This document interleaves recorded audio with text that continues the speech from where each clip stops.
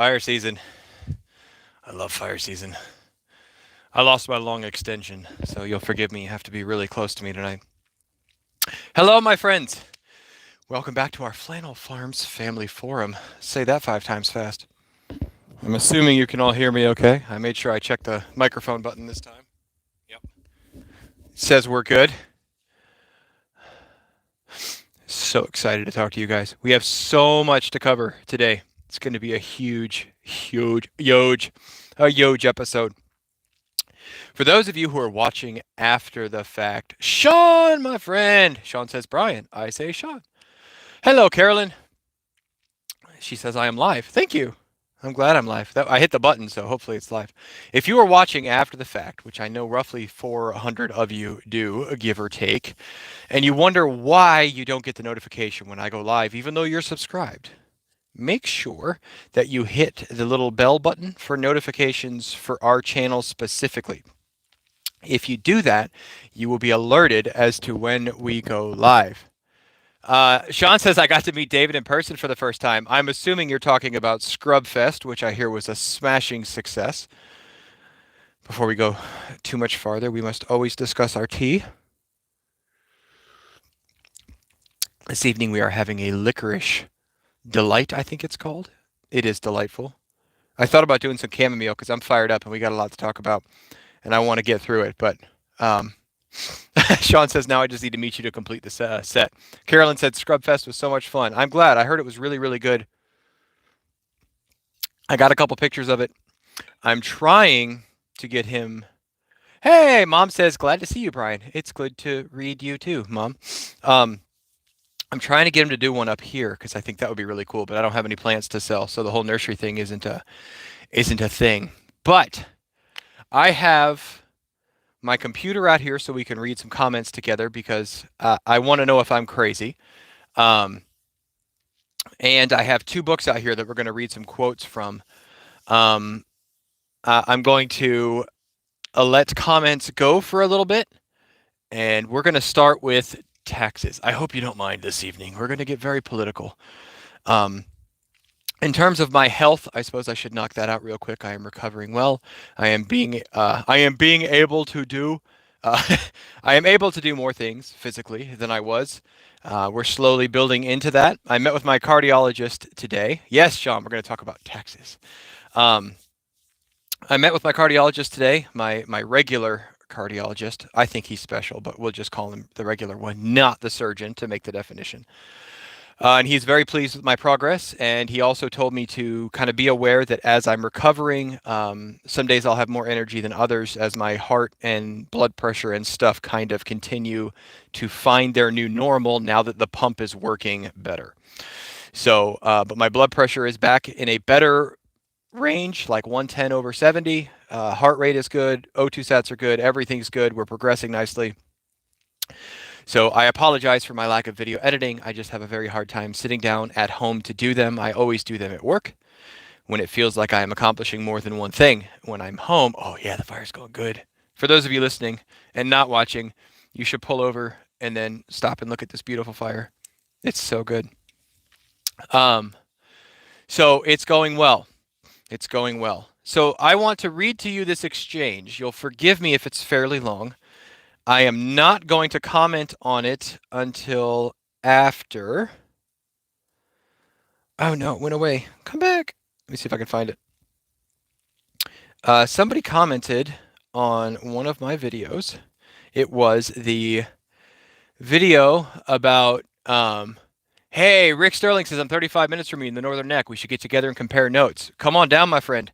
Send me an email at theflannelguys54@gmail.com and we'll talk. I had the comment pulled up, but it disappeared because I guess I clicked on the wrong thing.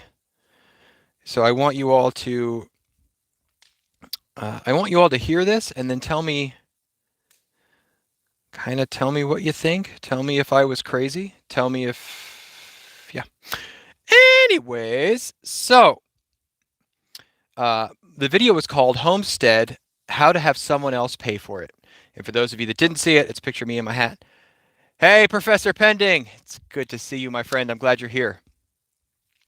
And the entire concept was owning a rental property and using the rent from the rental property to pay for the mortgage on the homestead. That's what we have done. For those of you that did not know that, we bought an old broken down house. We lived in it for 5 years. We fixed it up as we lived there. We eventually paid it off. We moved out. Now it has a tenant in it. That helps me pay for my property here, and it helps keep Mrs. Flannel home so that we can homeschool the children. She works like 5 hours a week from home. For a long time, she was working like 35 hours a week, and that is suboptimal for a family. Okay, the best thing for a family is to have the mom home raising the children and educating the children if possible. That is an extremely difficult thing to do in this day and age with finances and finding a partner that's willing to do it. That's a whole nother topic for a whole nother day. But that's the video that this individual commented on. Now, this individual's handle is I eat trolls for breakfast. Okay. Um, and I think I might be wrong because I'm going to read this verbatim. I think English might not be their first language.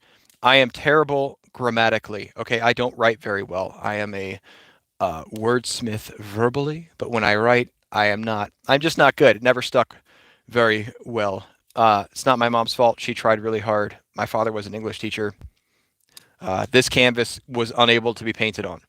But reading this, it doesn't sound like they are. And I say that not in a derogatory sense. I only speak one language. So if this individual, if it's not their primary, if English is not their first language, then kudos to you, my friend, for learning another language. Chris says, sorry, I'm late. That's okay, Chris. We just started. We are going to read comments, and I'm going to read my replies, and I want you guys to tell me what you think.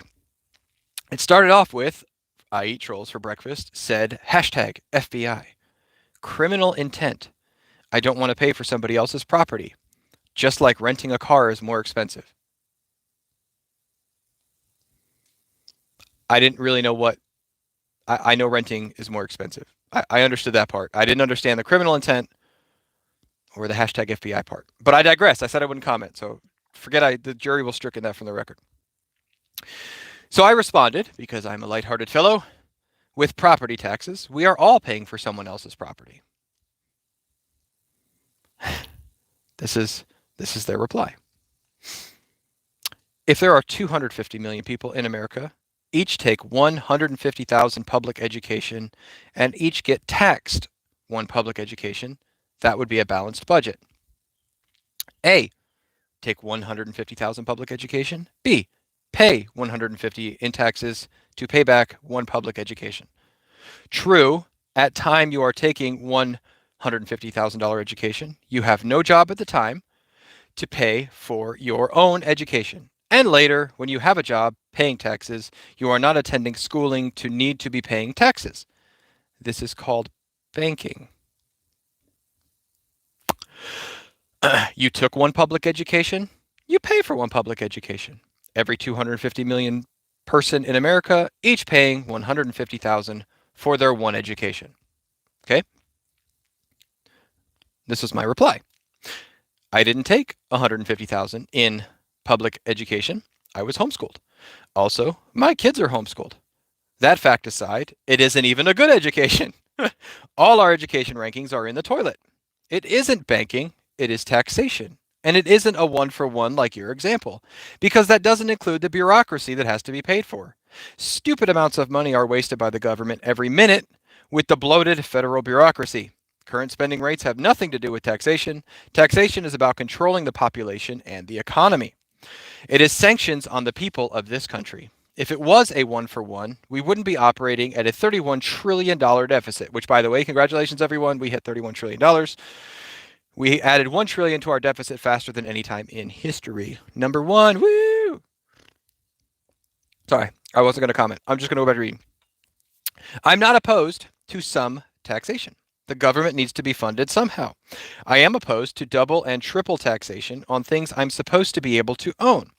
Private property is a fundamental building block on which our freedoms are based. If you never own it because you're taxed on it, then it isn't freedom. This is where it gets even more interesting. Why didn't you type a solution? Says I eat trolls for breakfast. Like people burning a human alive, calling her a witch. The evil person burning a human alive, calling someone else a witch. Hypocrisy present. This is why taxes should be itemized. Be much more clear what the bill is for.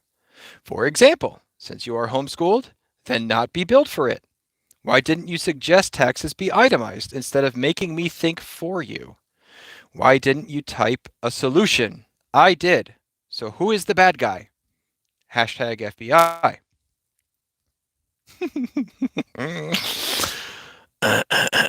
So I might have gotten slightly annoyed, so you'll forgive the coarse language that I'm about to use. My response: you're calling me a hypocrite because I answered your response instead of listing solutions. I have a solution, and I haven't called anyone bad other than the system. I also didn't ask for anyone to get burnt at the stake. You didn't ask for a solution. You gave your reasons. I'm sorry, you gave your reason, my bad English, for taxing, which I responded to, you muppet. Your assumptions are mind numbing, but I'm happy to give you a solution. Itemized taxation is way too complicated. And who does the itemizing? You? Who approves it? The Fed? They have itemized deductions, and it is trash. That still leaves them in control. In parentheses. Also, banking implies you have a choice. I can switch banks. The Fed will arrest you if you don't pay taxes. Close parentheses. In capitals. Here, end of capitals, is the solution, at least for taxation. The insane spending is a whole different topic. A consumption-based tax. That's it. No income tax, no property tax, no capital gains tax, corporate tax, nothing. All the tax is collected at the point of sale for consumer goods. For example, you're a younger, less well-off student. You buy a $10 haircut. Let's say it's 20% is the flat tax rate. You pay an additional $2 in tax out of your untaxed income. That's key. If you're Bill Gates rich and want a $10,000 haircut, you pay $2,000 in taxes. The point is, it's your choice, and your property isn't taxed. Your car isn't taxed. Your gains from investment aren't taxed. You know who is taxed? Every criminal who deals in cash, tourists from other country who spend money here, etc. The income people keep would go up. The taxes the federal government collects would go up. The freedoms we should be enjoying would go up. So before you gauge in any more hyperbolic speech about witches and stuff, I'd like you to respond to my solution. We're almost done. Hang with me. He said, quote, I'm responding to what you said versus my assumptions. I said you're being obstinate because you're not understanding the difference between itemized what you are being billed for versus the current tax deductions. They are opposing ideas. I'm only going by what you said. A child tax deduction is not the same as a deduction for being homeschooled. One is billed for a service provided, the other one is an entitlement. They are completely different. You're not understanding my completely new ideas I'm putting on the table. Thus coming after me, a witch hunt. Hey, Adam, how are you, my friend? But that's you not understanding the difference between two ideas, what is on the table. So my response was, ships in the night, have a good day. And they said, thank you for the chat. Have a great weekend. So we ended on a positive note. I do understand the difference between entitlement and a deduction. We currently have both in our system, and both are trash. I have been quadruple taxed, at least quadruple tax on owning that property. Oh, let me see if I can get back to, there we are. Back to the chat. Pop this joker out so I can make sure I'm paying attention to you, my friends. DS says, good to see you on here. I've got the same fire pit. Right on. Sean says, I'll make you a deal. I'll never have to pay taxes again. Then I won't be charged your higher rent. Yeah, right. So let's start with that. Corporations don't pay tax. Businesses don't really pay tax. The idea of taxing something that isn't a human doesn't exist. Okay, because what happens is that gets passed on to us. All right. So when they talk about a 30% capital gains tax or corporate tax rate, right? If they do, let's say they start charging 30% extra at, I don't care, pick a place, Publix, right? Publix makes X amount of money. They're going to tax that much money on Publix's profit, ostensibly because there's a bunch of rich stockholders and all these other things. All Publix does is raise the prices on everything it has by 30% or it goes out of business. So you pay for it and I pay for it.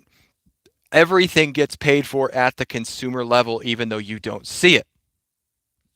When I started my small stump grinding business, I had to guess how much money I was going to make in taxes for the city I lived in and then pay a rate according to that. And then if I didn't make that much money, I had to apply to get some of it back. And if I made more, I was supposed to report it. And that was just with my state, or I'm sorry, my city. That had nothing to do with my state or the Fed. Okay. So let's use my house as an example. The money I bought the house with was taxed, right? All your income's taxed except for some weird exceptions. I was taxed when I purchased the house. I am taxed currently on the house, right? I have a property tax that I have to pay. And any money I make, I have to report, and I get taxed on it 4 times, 4 times taxed. So, what does that do to the rent that I have to charge the tenant? It goes up. It, it, it's obscene, right? I'm not paying that tax because I pass it on down the stream. Well, if you're a little guy like me, and I'm assuming most of you, I'm not sure how many of you are independently wealthy. If you are independently wealthy, you should be sending me way more super chats than you are. I'm just kidding. Um, it it's egregious, right? So I have to take, and then anytime I buy something to repair the house, I'm taxed on that as well, right? Now there are some deductions. Yes, there's depreciation deduction, there's standard itemized deduction, there's all kinds of weird fancy rules that you can twist to your benefit if somehow you know how to game or rig the system. But all taxes are paid for by you and me at the bottom. Companies just pass it right down the line. They have to. They have to because they don't generate anything outside of the consumer level money. So I appreciate the back and forth with the fine gentleman I eat trolls for breakfast. But there's a fundamental misunderstanding of how the government is supposed to work. The government isn't supposed to be paying for other people's educations. It's not supposed to be paying for entitlements. It's not supposed to be doing any of those things, at least at the federal level. State level and local level, that's a whole different ballgame. But the federal level, very, very small. So, that being said, we have an election coming up, my friends, and I have not heard a whole bunch of people talking about abolishing the personal property tax or implementing a flat tax. So, while voting will help, yes, I hope you get out and vote. We have a lot of work to do to get our government to understand, our representatives to understand that we are ridiculously overtaxed. We are double, triple, quadruple taxed, even. Starting a business is egregiously expensive. And they are printing money like no tomorrow. They're destroying our wealth. This brings us to point number 2. Sean, hey, Adam, how are you? Sean says, here's an idea. If the tax man can beat me in hand-to-hand combat, then I will consider paying a single tax. Sean says, biblically speaking, the government is only designed to reward good and punish evil. Anything else, and they're going to be trash at it because they're working beyond their labeling. I agree. We are under such a bureaucratic weight that we are very, very much no longer free. So, if a bunch of hopefully conservative people get elected into office, please don't think our work ends there. Because what I've seen over the past 20 years or so is when the Republicans get in office, they may do a tax cut or something, but they've done nothing to dismantle the bureaucracy and the system that is in place that is making our lives oppressive at best. We are living in what is quickly going from soft tyranny to hard tyranny. Carolyn says, tell the federal government that Social Security is not an entitlement. I paid in advance for my Social Security. I have no guilt in getting Social Security every month.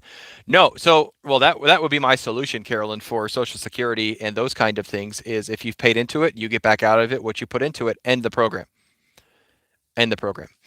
We're in a in a culture war, guys. Big time culture war. They are trying to destroy the nuclear family, right? They're trying to destroy church. They're trying to destroy all the things that helped hold the fabric of society together. and then replace them with something else. And what they're replacing them with, as we can clearly see, is disastrous.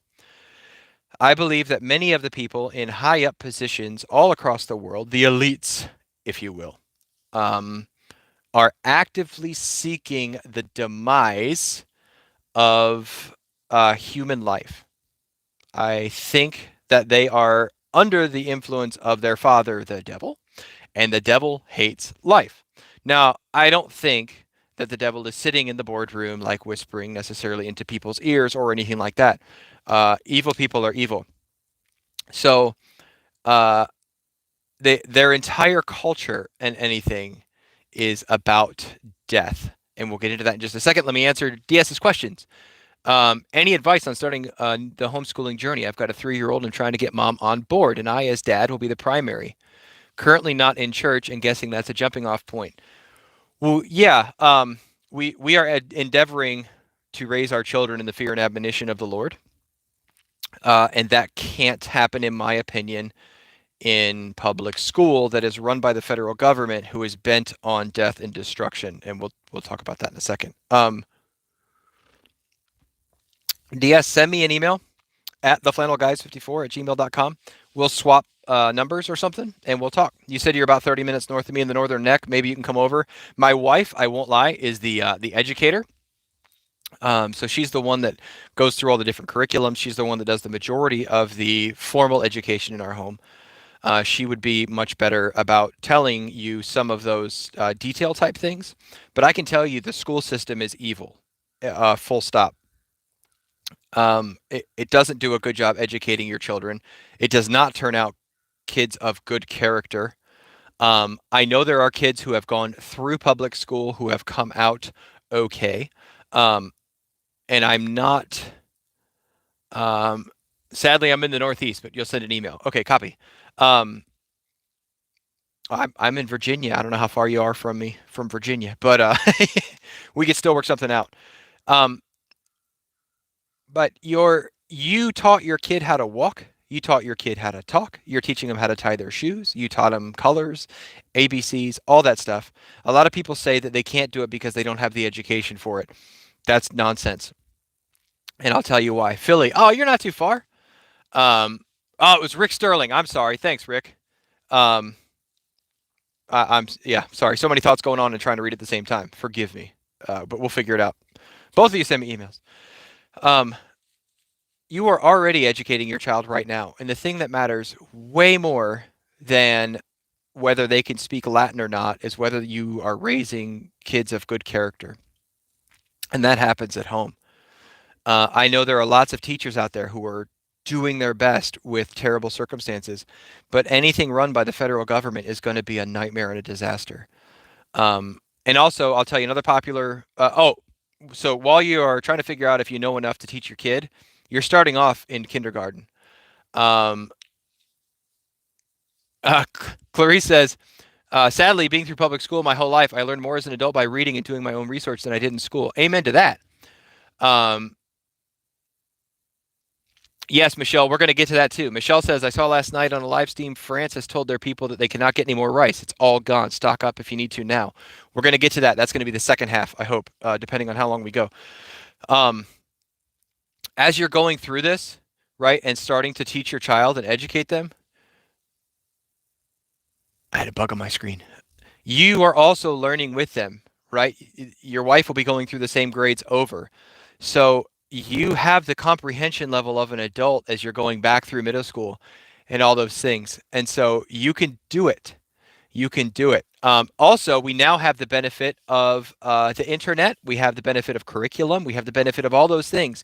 You don't have to reinvent the wheel. Homeschooling doesn't mean that you have to wake up in the morning as the mom and write down every single thing that kid's going to learn. There are all sorts of amazing resources. The second myth of homeschooling is that, well, I just don't have the patience to homeschool my kids. I just don't have the patience. Newsflash, nobody does. Nobody does. Sean, you can't. Sean says, I hope I never wake up as the mom. Sean, you can't because you're a boy. I don't care what they say. You cannot be a mom. The closest thing you can be is a mother lover. Oh yeah. Nobody has the patience to homeschool their kids. Attempting to add character into somebody. Hi, Wendy. Wendy says hi, everyone. Attempting to knock the rough edges off and instill good morals into your children is very, very, very, very, very, very hard. It's very hard. Very, very, very, very, very, very hard. And Sean was right. Teachers don't have the patience. Nobody has the patience for it. That's just something that you do. You just do it. And there will be lots of tears. There will be lots of, oh my gosh, what am I doing? There will be lots of late nights where you're staring at each other going, holy cow, what in the world? And you keep doing it because it's the right thing to do. It just is the right thing to do. Also, if you haven't hit the thumbs up button, it's the right thing to do. Also, we're going to, hey, Alan. He says, hey, gang, stopping by for a few. Well, thank you for stopping by. If you find any benefit to what we're talking about, or you have friends that you think might need an education on taxes, homeschooling, and or the second coming Great Depression #2, please share this video with them. Throw it up on your Facebook page, your whatever other things that you may or may not have, Rumble, whatever. We are looking to help people get through these dark times because the dark times are here, in case you didn't notice, and it's getting worse. Did you guys know, switching gears a little bit because we're going to get to that France thing, that there are protests all over the world right now? There's protests in London. There's protests in Paris. There's protests in Berlin. There's protests in Belgium. And they're chanting liberty. Did you guys know that? No, because we're covering two guys dressed up in makeup, pretending like they're ladies.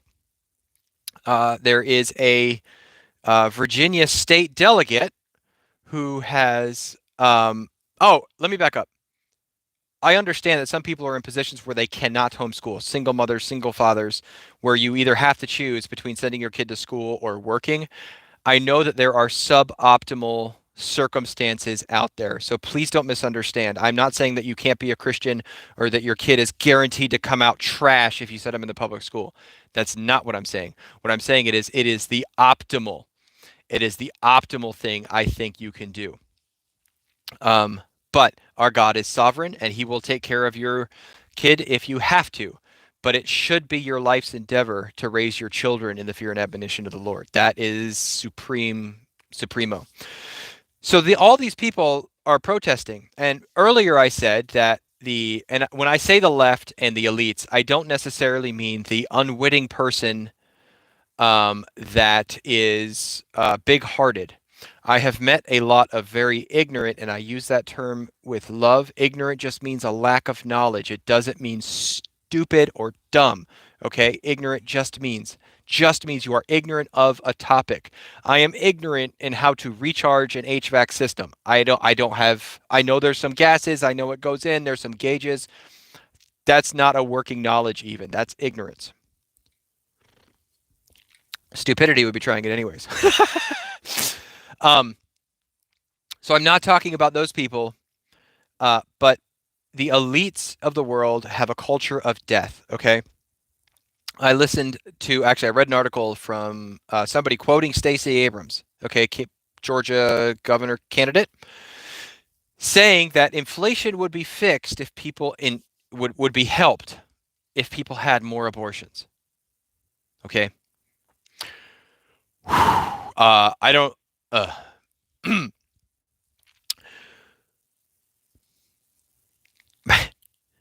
I have 15 acres. Okay, I'm just gonna march this little out to its logical conclusion. There's a farmer down the street, not my farmer friend you have met, but another farmer who I have met briefly. Swell fella, but I'm not on the same level that I am with Buck. He owns all kinds of land around me, and economically speaking, he's got a bunch of fields that are already plowed. They're cleared. They're producing. And it would just make things a whole lot easier economically for me if I just killed him and took his stuff. I don't see why that's a problem. He's got a lot of it. He doesn't really need it. Not that much, anyways. I mean, that's kind of crazy. So, economically speaking, if I could just murder him and take his stuff, that'd be great. Now, I know somebody would say, potentially on the other side of the argument, that that's hyperbolic speak. and that they don't believe it's murder, right? They don't believe it's murder because it's an embryo and it's just cells and things like that. Okay. I have two things to say to that. One is if we found one single cell, or even I think a virus, which is not technically considered life, but whatever, floating on an asteroid that we couldn't identify, we would say immediately, the scientific community would say, we have found life in space. It's extraterrestrial. It must go in a museum and all this other stuff, right? One cell in space, that's life. Everything you need to create a fully formed human is not life. Okay? Not life. That's one. Number two, once you classify something as subhuman, then it's not murder anymore, right? There seems to be in living memory a time when an entire race and more of people, several races as a matter of fact, were declared subhuman. Subhuman. Isn't that weird? And you know what they did? They killed them and they took their stuff. And economically speaking, it was very good for the people that did the killing. Uh, uh, it's horrific to think of killing children for economic gain. Uh, it just blows my mind. But that's the culture when you follow Moloch. Did you know that the green movement is also about death? Right? Saving the environment, it's about death. So the protests in Europe are going on, right? You know why they're going on in large part? Because a lot of them are in very real danger of literally freezing to death this winter. They are in actual danger in Europe of freezing to death from the elements. And why are they in danger of freezing to death? Because nobody over there is producing at a large enough capacity their own energy, right? Which is a whole nother thing, right? Why can we buy energy from somebody down the street? Because we don't care if they pollute and kill their own folk, but we can't do it here because that'd be polluting. It doesn't matter where you get it from. It's pollution. Anyways, so we're not making nuclear power. We are not making, these cleaner coal plants. Now, please hear me. I'm not saying everybody that wants to protect the environment wants you dead. Okay? But the people in charge of these things most certainly want you dead. Because they are putting things out there that don't exist. Green energy does not exist. The stuff they make the batteries with is mined in terrible ways that releases all kinds of trash into the environment. Electric cars are actually more they cause more pollution in the creation of them than the gasoline cars give off. Did you know, this is no joke, most gasoline cars, when they go through a city area, the exhaust coming out is cleaner because of all the things we've put into the cars to make sure that they clean the air as they go. Okay? They want us dead because they follow the devil, who is all about death. Now, again, that doesn't mean that I think everybody that thinks we should take care of the environment wants you dead. I think we should take care of the environment, okay? One of the reasons that I am attempting to raise my own food is because the way they treat animals is terrible. The way we pick vegetables and the modifying of them in many ways, the insecticides that get sprayed on them, all these things are terrible for the environment. So if right, change begins at home. So if I can do my best on my own to raise pigs in a way that, as Joe Salatin says, respects the pigness of the pig, the cowness of the cow, the chickenness of the chicken, right? We are stopping part of that process. We are decentralizing away from those things. But the people at the top absolutely believe in an explosion of population and that we are all going to die and the earth is going to be overpopulated. That's not even close to true. One of the reasons we have all the problems we have now is because we are underpopulated. We don't have enough people here. We killed 60 million babies here that would currently be in the workforce.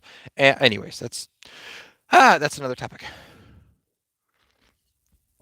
I suppose it's not. It's in the same vein. But. So, what can we do? What can we do? In part, right now, make sure that you vote in 3 weeks. Vote for the people that are not going to expand the government in any way at all. None. None at all. No more. Period. No taxes, no spending, nothing. We owe $31 trillion. Every time the interest rate goes up, like I think it's by a quarter or something percent over 10 years, that's the entire defense to budget. And we're sending money to Ukraine, which is we're in a war, guys. We're in a war right now. Did you know also that Saudi Arabia is like in the middle of an invasion of Yemen? Did you know there's currently a war going on in Africa between two of their largest militaries? Did you guys know that stuff? I didn't find that stuff out till like this week. There's all kinds of stuff going on that we're not talking about. Why? Because all of a sudden we have to protect the Ukraine. It's weird, like the most corrupt country in Europe. And we're sending billions and billions of dollars over there when gas prices are out of control, when inflation is out of control, when food prices are really, really close to being out of control. So before it gets dark, I want to read to you something from a book, and then we're going to talk about a few solutions and hope, guys. There's always, always hope, especially if you're a Christian. There's never a reason to despair, okay? There's a lot of crazy crap going on. Most of it, sorry, I shouldn't have said that. Stuff. I know it's a family friendly show. There's a lot of crazy stuff going on, and we could bang our head against the walls because most of it doesn't need to be happening. But there's hope. I've talked a lot about this book. This book is called The Worst Hard Time. And it's a great book. It talks about the Dust Bowl. One of the problems with the Dust Bowl is the government got involved in the wheat production. Okay, World War I happened, and the government started buying wheat at a ridiculous amount per bushel. So much so that wheat farmers were making more than investment bankers at the time. Okay, an insane amount of money. And there were people that were driving out to the West, tilling everything up, planting wheat, and leaving, and then coming back and harvesting it. That's how much money they were making. So government got involved. The government broke the land up. The government killed all the buffalo. The government said, plant, plant, plant. Did you guys know the Great Plains, before we called it the Great Plains, was actually known as like the Great American Desert because it very rarely rains there. And the native grasses that were there had root systems that were over 100 feet deep because that kept them alive during the droughts. And buffalo could eat that nonsense and they could survive the cold, which cows cannot, or not very well. So government got involved. They plowed up a bunch of stuff. And then the wheat prices collapsed to the point that they were actually charging you to take a bushel. Okay, that's how crazy things got. And when the banks collapsed, there was no FDIC, right, which I know is a government program. But you could have been a responsible individual and put all your money away. And then when the bank closed and was insolvent, that was it. Your money was gone. Okay. So I'm going to read you. This is Don Hartwell's journal. Okay. I'm going to tell you a little bit about him from the book. And then we are going to read his journal for like 3 years together. It's brief. Okay. So bear with me. He started his diary on New Year's Day, 1936. Okay. They had already lived through 4 years of drought, 4 years without a crop, and 4 years deeper in debt. Black Sunday had nearly snuffed out the farm for good. The winds blowing with the force of a tornado, following late in the spring by a flash flood that nudged his house off its foundations. Then in the summer of dusters that buried the corn and alfalfa he had been raising in the floodplain. At 47, Hartwell was not going down without a fight. Okay? So that's who he is. January 6th. Did you ever see a middle-aged man working for his board on a farm? February 8th. Last night was one of the worst nights I've seen in this country in many years. A terrific gale of blowing snow and 15 below zero. We moved our bed into the dining room beside the stove, the first time we ever did that. The horses in the north pasture seem to be all right today, although we have no barns for them anymore. February 14th. I've often thought about sending a Valentine. Who hasn't? But I never have. February 21st. I haven't much ambition anymore. When one sees all he has slipping away, his ambition seems to gradually go along with the rest. February 29. Well, ordinarily today would be March 1st, but this year gives us one more day to hold to the place which has meant so much to me in life and tradition in the past 35 years.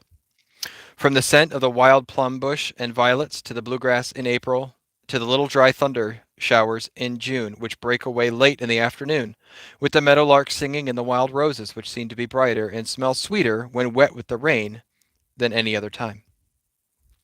March 7th. A horse sale was held at the stockyard in the afternoon. I sold one of ours. There are 6 left now. I don't know how long I can keep them. When one has to buy all the grain he feeds and has very little to buy it with, it is uncertain. The stockyard at the railroad is bare, desolate looking place. March 15th. Mostly cloudy, cold, heavy, dusty looking clouds, rather chilly, southwest wind. Very dry everywhere. The alfalfa sowed in the field west and the feed yard is all about dead. March 17th. This is St. Patrick's Day, so everyone is supposed to wear something green or act that way. It was pleasant in the afternoon, but cold, dusty, southwest winds in the afternoon. Spring began today, March 20th. At 2:58 p.m., we heard it announced over the radio. Spring's coming is an important event to me years ago. Spring and summer was when I really lived, especially in May and June, when the flowers were in bloom, the fruit trees, the grass getting green along the creeks, the frogs singing in the evening, and there was a possibility of a big rain, which seldom comes. Fair today, dry, dusty northwest wind. March 21st, very dusty, windy, mean.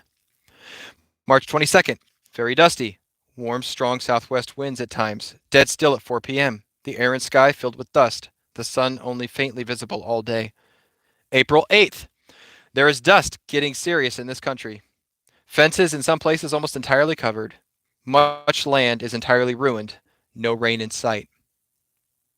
Hey, Joe, welcome, my friend. He says, hello, Brian. Better late than never. Have to watch the replay for the first 40 minutes. Go for it, my friend. April 15th, the air is filled with dust. The whole country is rapidly becoming an area of shifting dust and sand, blowing south one day, north the next. Fences in some places are covered. It keeps going that year.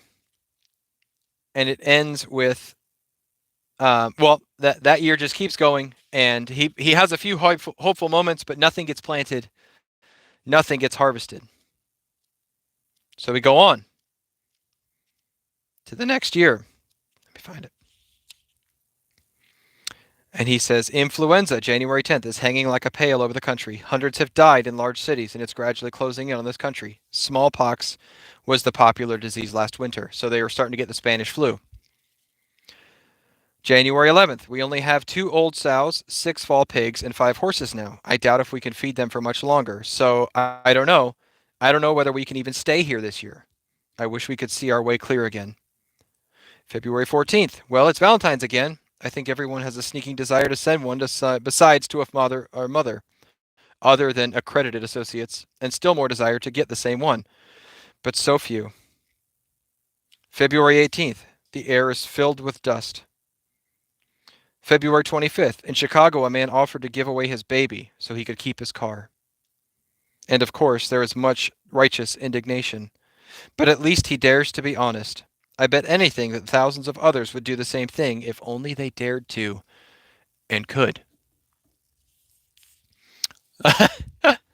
Lonnie says, great talk. Can't disagree with anything. Gotta go as I'm about to lose my signal. Take care, Lonnie. Don't forget to log back in later for hope. There will be hope at the end of this.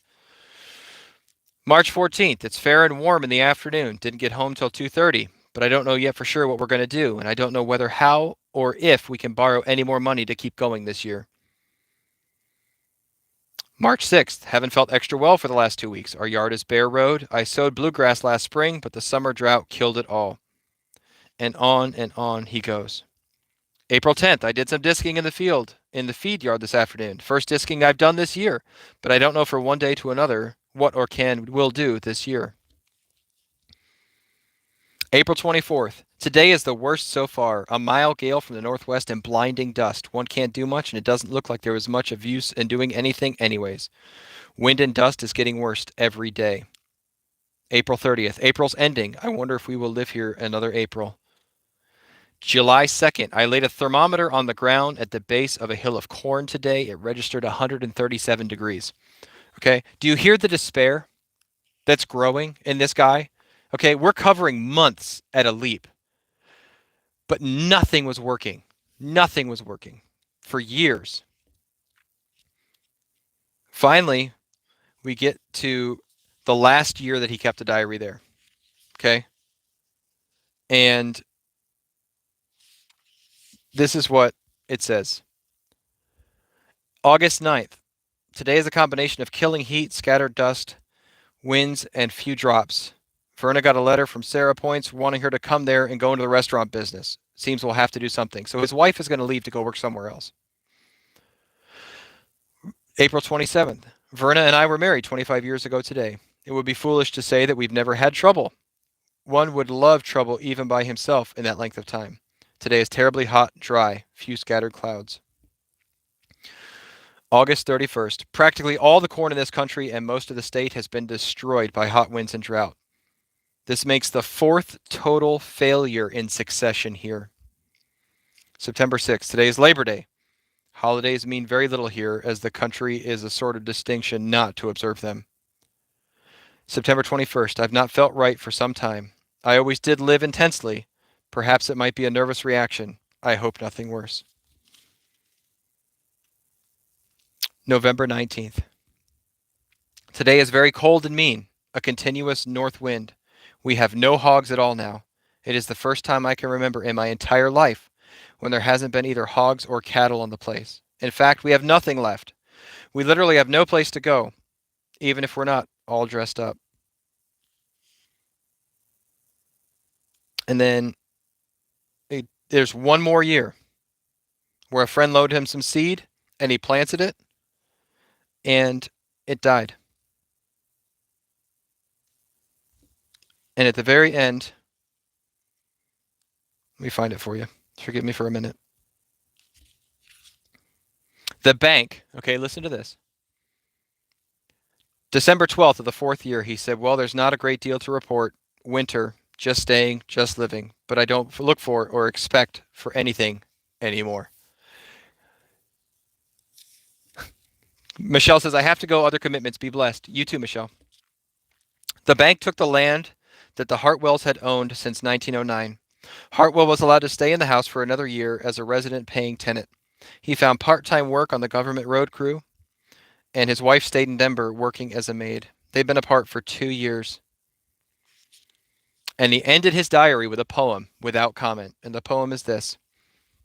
We had a crystal moment snatched from the hands of time, a golden singing moment made for love and rhyme. What if it shattered in our hands, as crystal moments must, better than earth and hours, changing to lifeless dust? Okay? I have a feeling, guys, that's what's coming for us. When inflation gets above 5%, it takes roughly 10 years to get it back below it. It has every single time. Every single time. That's the way it's been. And that's how long it has taken to get it back down to near 2%. So we're looking at least 10 years. There's two ways to get out faster, okay? And both are terrible. One is a new currency, okay?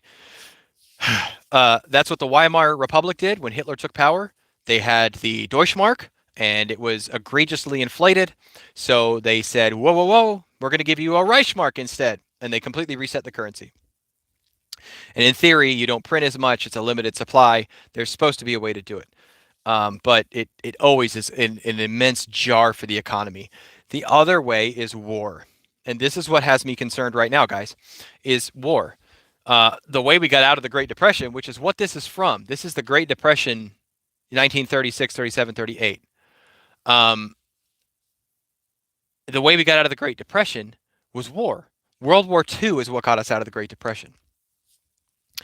It was not government policies in the sense of the Great New Deal or any of those things. It was war. War is very good in some ways for economies. I think that's one of the reasons why we are beating the war drums, and why we're sending all this stuff to Ukraine. It's disconcerting.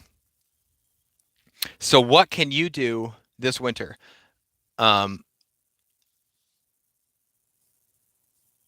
I want to read you an article called Tough Scary Times. Baby Boomer Financial Experts Who Lived Through the Great Inflation, which was the 70s and 80s, recount ways to ride out a recession. Now, the 70s are known as the lost decade.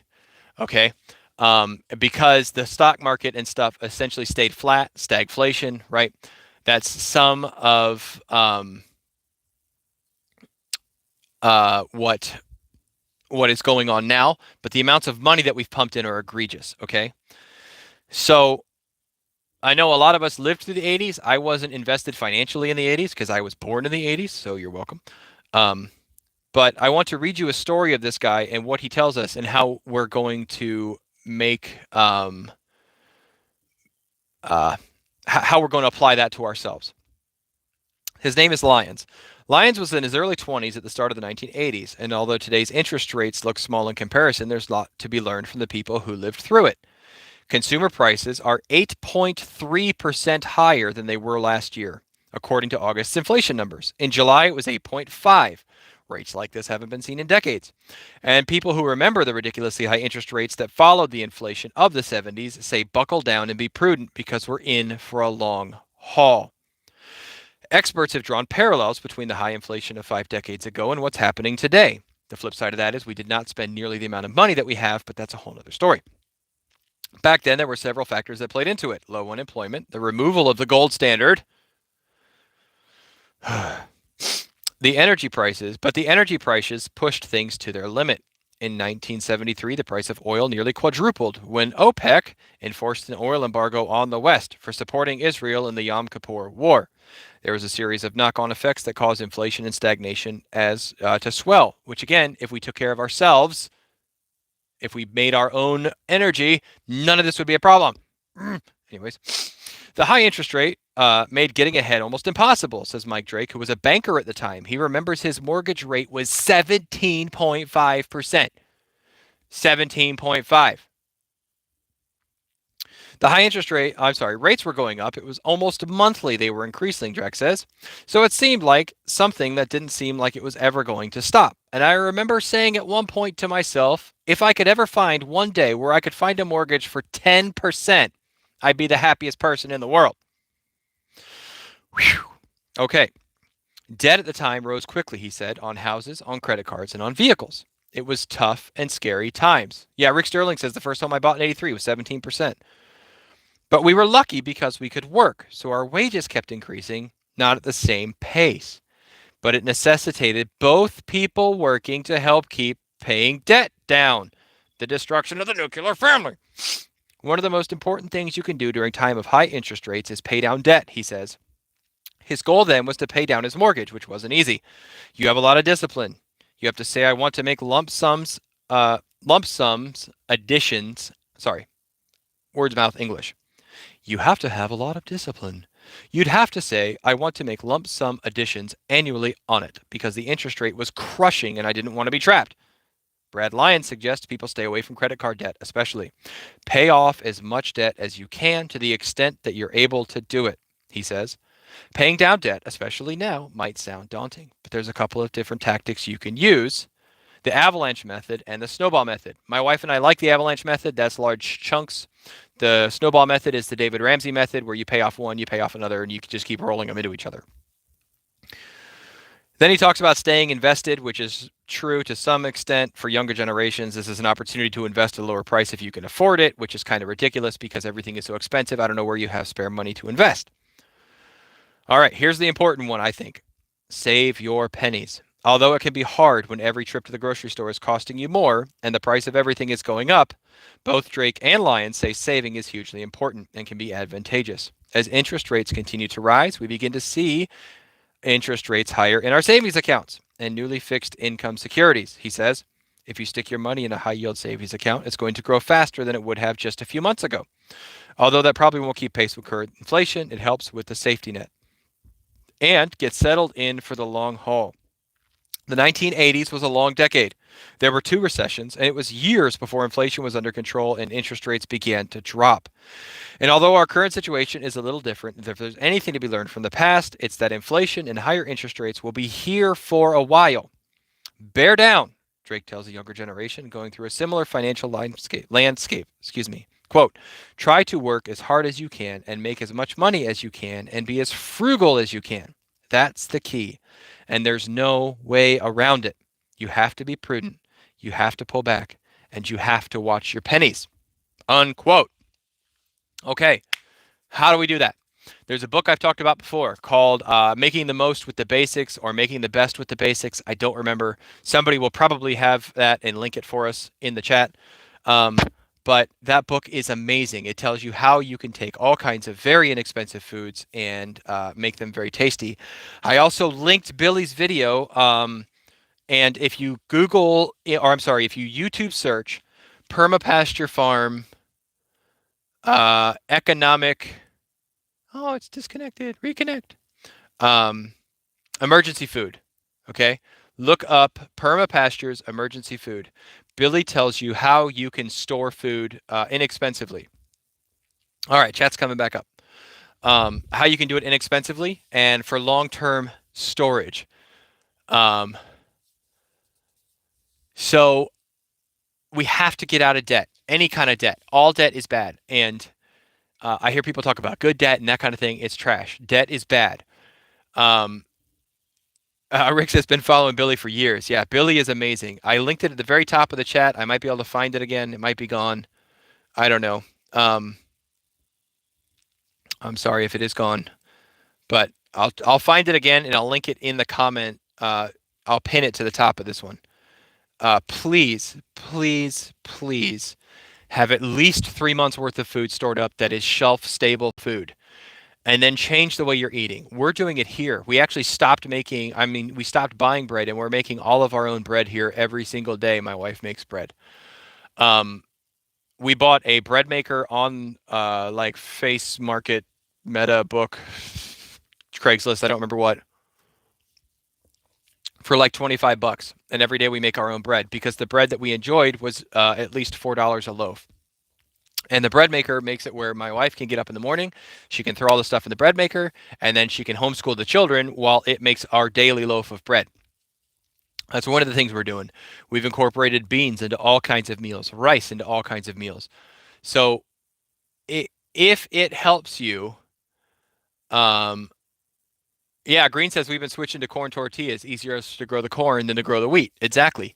Um, if you have any debt at all, change. I people are going to stone me. But quit drinking coffee. Quit drinking tea.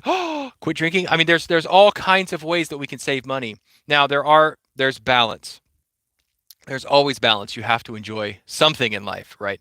Um, but if you're in debt, please, please, please get out of debt. Change the way you're eating. The other thing you can do for this winter is Thomas says coffee, but coffee, right? You have to hate debt. You have to hate it. If you don't hate it, you won't get out from underneath it. You just won't. They're not going to let us out earn it. So we have to get rid of it somehow. The other recommendation I have, Sean says I'm about to head into Wednesday night prayer meeting. Ciao for now, brother. God bless you, Sean. Thank you for being here. Is you do not have to heat your whole house. If you have a wood burning stove, that's wonderful. If you're in a region, this is of course assuming you're in a region that gets cold. But one of the things we're looking at doing this winter is probably Carolyn. Carolyn says, I'm not sure if this is the book, but I'm clicking on it now to see if that one's the one that pops up. You can actually block off a section of your house and heat it with a like a space heater kind of thing, making the most of your money. No, I was talking about making the most of the basics,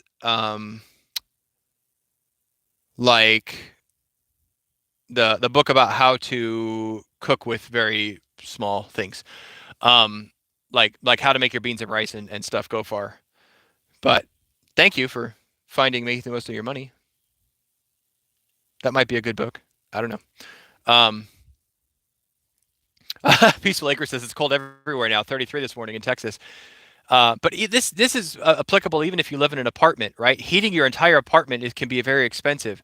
So what we're looking at doing actually is in our schoolroom area, spreading curtains and stuff across.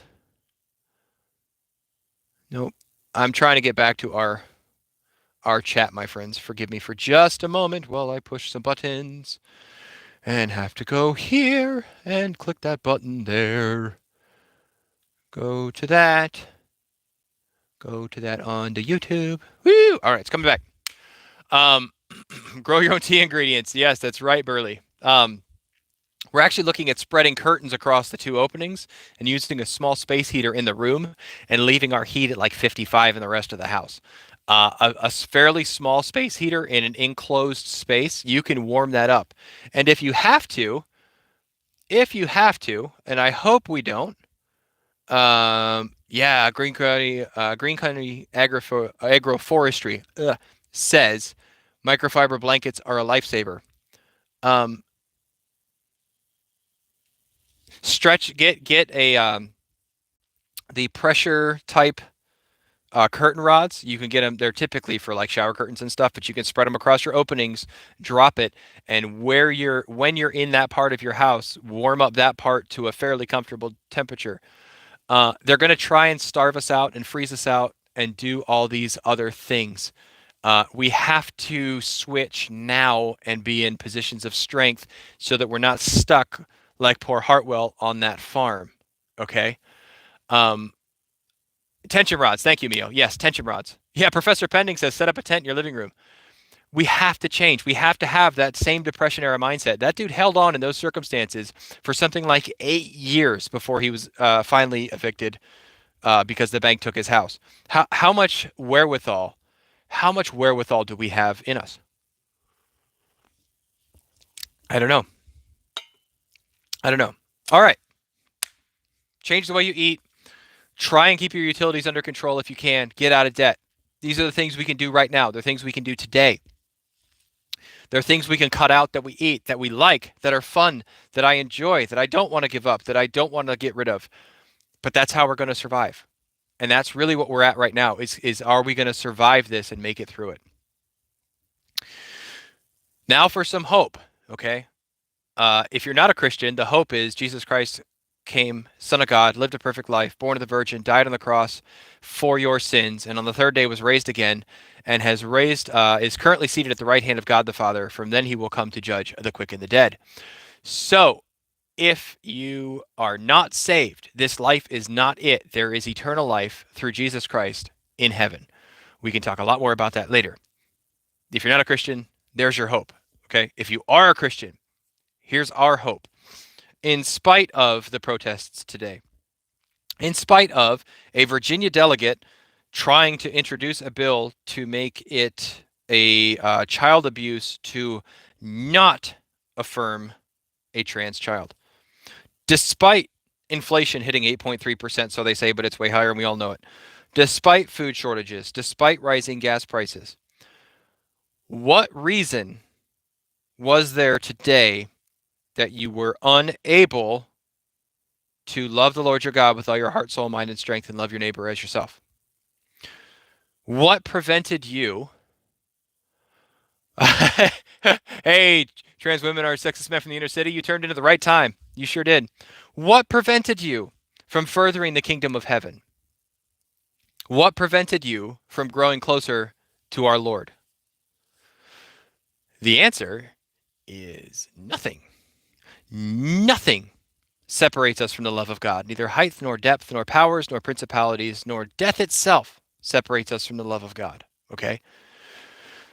So regardless of the interest rates, regardless of the food shortages, regardless of elections, what prevents you from this moment right now honoring the Lord?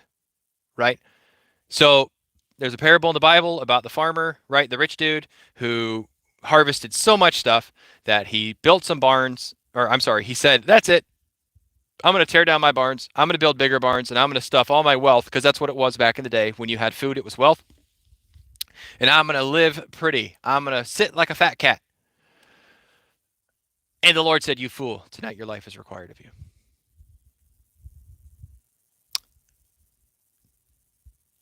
Don't worry about tomorrow. Matthew 6:34. Don't worry about the evil in tomorrow. Sufficient is the evil today. We have enough on our plates right now. Okay? We tend to think that a successful life in America is one of plenty, it is one of leisure, and it is one of big bank accounts and all those kind of things. And none of that is actually true. When we are homeschooling our children and we are educating them, are we educating them that a life of suffering is a life well lived? It says in Peter that when you are doing the right thing and you're persecuted for it, you are sharing in the sufferings of Christ, who did nothing wrong and yet was still persecuted for it. So, would that be a successful life if you're viewing it for your children? Think about that. If your children were imprisoned for the gospel, if your children were killed for the gospel, did you raise them well? So, while we are to be good stewards of what we have, and we are to labor and enjoy the fruits of our labor. I believe it's in Proverbs, or maybe it's Ecclesiastes. I think it's Ecclesiastes, where he says one of the most satisfying things in life is sitting at your table with your family and eating the fruits of your labor. Okay? God has it all under control. It's all under control.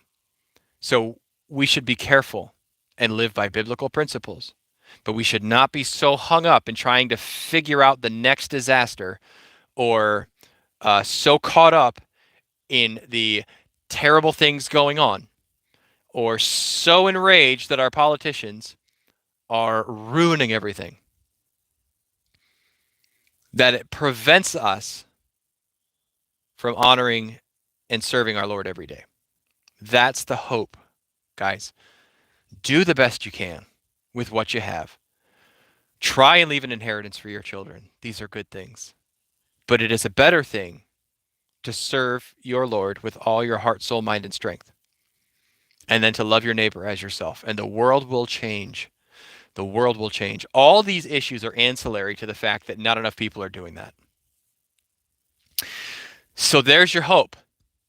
It's also freezing out here, and it got very dark very quickly.